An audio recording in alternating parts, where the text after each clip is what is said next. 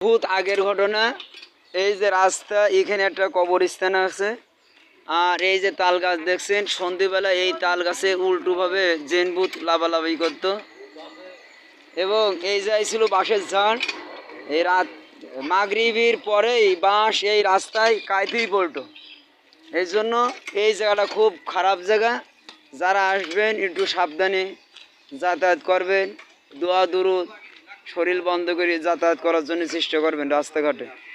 আর আমাদের মাদ্রাসা, এই কোরআন মাদ্রাসা করাতে, কোরআন পড়ার থেকে একটু বিপদ আপদ কম আসছে রাস্তাঘাটে।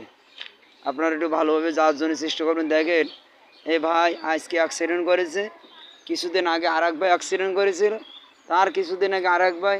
আর বাস একদিন বাস এসে আপনার এখানে মেরে দিয়েছিল, আর একদিন বাস ওই মসজিদের ওই পাশে উল্টে গেছে, আর একদিন ট্রাক এসে এইখানে মেরেছে। এই জন্য এই রাস্তাটা খুবই খারাপ। এই জন্য আপনারা সাবধানে যাতায়াত করবেন। আল্লাহ রহমতে ভাইয়ের কোনো অসুবিধা হয়নি, কিন্তু ভাইয়ের গাড়ির চাকাটা ভেঙে গেছে। ভাই যাবেন কি ওপার, ব্রিজের ওপার যাবেন? এ ভাইয়ের পরিস্থিতি কেউ যদি থাকে এসে বাইরে নিয়ে যান।